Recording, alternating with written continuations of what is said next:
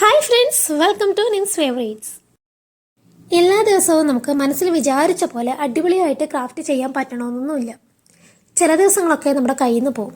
അങ്ങനെ കയ്യിൽ നിന്ന് പോയ പണിപാളി ഒരു ക്രാഫ്റ്റുമായിട്ടാണ് ഇന്ന് വന്നേക്കുന്നത്. അതിന് വേണ്ടിയിട്ട് ഇതുപോലത്തെ ഒരു കാർഡ്ബോർഡ് എടുത്തിട്ടുണ്ട്. മുകളിലത്തെ ആ ഒരു ഭാഗം നമ്മൾ റിമൂവ് ചെയ്ത് കഴിഞ്ഞാൽ നമുക്ക് കാർഡ്ബോർഡിൻ്റെ ഉള്ളിലായിട്ട് ഈ ഒരു പാറ്റേൺ നമുക്ക് കിട്ടും. അപ്പോൾ ഇതൊരു റൗണ്ട് ഷേപ്പിൽ ഞാൻ കട്ട് ചെയ്തെടുത്തിട്ടുണ്ട്. അപ്പോൾ ഇത് റൗണ്ട് ആയോ ചോദിച്ചാൽ ഇല്ല, റൗണ്ടും അല്ല ഓവലും അല്ലാത്തൊരു ഷേപ്പിലാണ് ഞാനിപ്പം കട്ട് ചെയ്തെടുത്തിരിക്കുന്നത്. കാരണം കട്ട് ചെയ്ത് വന്നപ്പോൾ ഈ ഒരു ഷേപ്പ് ആയിപ്പോയതാണ്. ഇനി ഞാൻ അതിനകത്തോട്ട് റെഡ് കളർ അക്രിലിക് പെയിൻ്റ് ഒന്ന് അടിച്ചു കൊടുക്കുന്നുണ്ട് കേട്ടോ.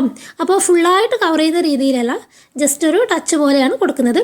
പിന്നെ ഈ ഒരു റോപ്പ് ഞാൻ 3 എടുത്തിട്ട് നമ്മൾ മുടിയൊക്കെ പിന്നിടുന്ന പോലെ പിന്നിയിട്ട് എടുത്തിട്ടുണ്ട്.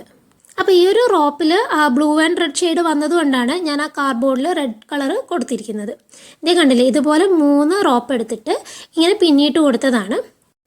പിന്നെ ഈ ക്രാഫ്റ്റ് ചെയ്യാനായിട്ട് ഇതുപോലുള്ള കവറിൽ നിന്നും ഇങ്ങനെ ഒരു റോപ്പ് കാണും. നമ്മൾ കയ്യിലിങ്ങനെ പിടിക്കുന്ന ആ ഒരു ഹാൻഡിൽ ചെയ്യുന്ന ആ ഒരു ഭാഗത്ത് ഇതുപോലുള്ള ഒരു റോപ്പ് ഉണ്ടാവും.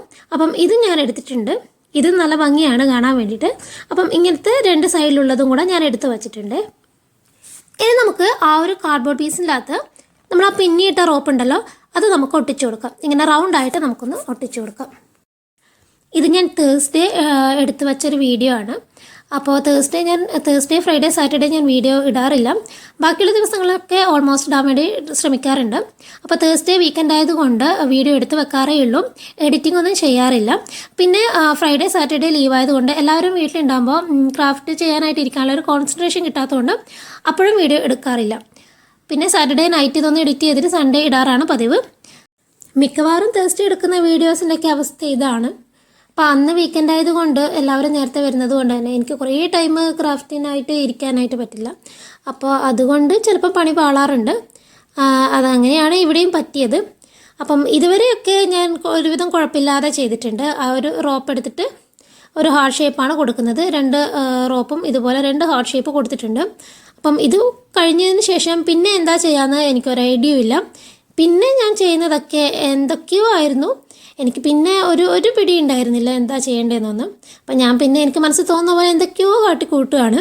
അപ്പോൾ ബാക്കി വന്ന റോപ്പ് എടുത്തിട്ട് ജസ്റ്റ് ഒരു ട്രീ പോലെ സെറ്റ് ചെയ്യാമെന്നാണ് പിന്നെ വിചാരിച്ചത്.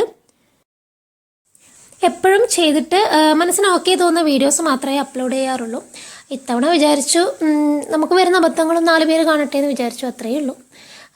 എല്ലാം ഷെയർ ചെയ്യണമല്ലോ അല്ലേ, അപ്പോൾ അങ്ങനെ ഷെയർ ചെയ്തു എന്നേ ഉള്ളൂ. ഓക്കെ, അങ്ങനെ നമ്മൾ ട്രീ സെറ്റ് ചെയ്തു. പിന്നെ വിചാരിച്ചു ആ ഒരു ഹാർട്ട് ഷേപ്പ് ഒന്ന് ഹൈലൈറ്റ് ചെയ്ത് നിൽക്കാൻ വേണ്ടിയിട്ട് അതിനൊരു വേറെ ഒരു കളർ ഷെയ്ഡ് കൊടുക്കാമെന്ന് വിചാരിച്ചിട്ട് അതിൻ്റെ ഉള്ളിലായിട്ട് യെല്ലോ കൊടുക്കുകയാണ്. യെല്ലോ കൊടുത്തുകൊണ്ടിരിക്കുമ്പോൾ പിന്നെ തോന്നി അതിൽ ഒരു ഓറഞ്ചും റെഡൊക്കെ മിക്സ് ചെയ്തിട്ട് നമ്മുടെ ഒരു സൺറൈസും സൺസെറ്റിൻ്റെ ഒക്കെ ആ ടൈമിൽ നമ്മുടെ സ്കൈയിൽ വരുന്ന ആ ഒരു കളർ തീം ഉണ്ടല്ലോ, അതൊന്ന് സെറ്റ് ചെയ്യാമെന്ന് വിചാരിച്ചു. അപ്പോൾ ആദ്യം യെല്ലോ ഷെയ്ഡ് കൊടുത്തു, അതൊന്ന് ഉണങ്ങുന്നവരെ വെയിറ്റ് ചെയ്യാണ്. അപ്പം തോന്നി ആ ട്രീയിൽ കുറച്ച് പൂക്കൾ പോലെ സെറ്റ് ചെയ്യാമെന്ന് വിചാരിച്ചു. അപ്പോൾ ആ ഒരു യെല്ലോ കളർ തന്നെ എടുത്തിട്ട് ഒരു പൂ പോലെ നമ്മുടെ വിരിഞ്ഞ് നിൽക്കുന്ന പൂവുണ്ടല്ലോ, ട്രീയിൽ ഇങ്ങനെ വിരിഞ്ഞ് നിൽക്കുന്ന പൂക്കൾ പോലെ യെല്ലോ സെറ്റ് ചെയ്യാമെന്ന് വിചാരിച്ചിട്ട് ആ ബ്ലാങ്കായി കിടക്കുന്ന ഭാഗത്തൊക്കെ യെല്ലോ വെച്ചിട്ട് ഇങ്ങനെ കുത്തി കൊടുക്കുകയാണ്.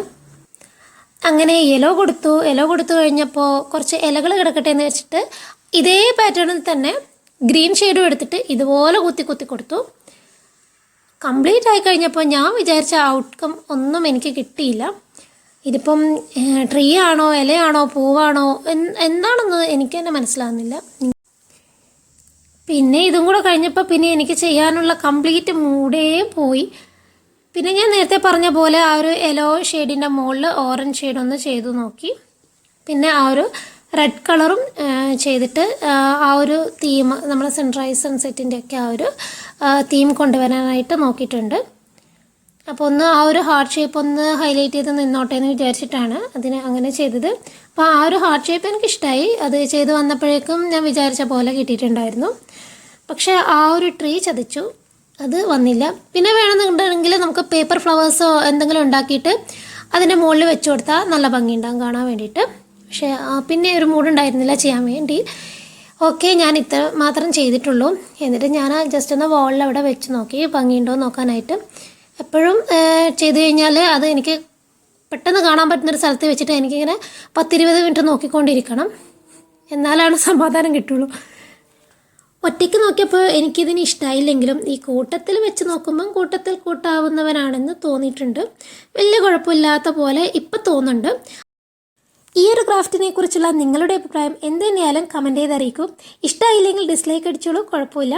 അപ്പോൾ ചാനൽ ഇഷ്ടമാണെങ്കിൽ ഒന്ന് സബ്സ്ക്രൈബ് ചെയ്ത് സപ്പോർട്ട് ചെയ്യാൻ മറക്കല്ലേ. അപ്പം നല്ലൊരു വീഡിയോയുമായി നമുക്ക് വീണ്ടും കാണാം. അതുവരേക്കും ബൈ.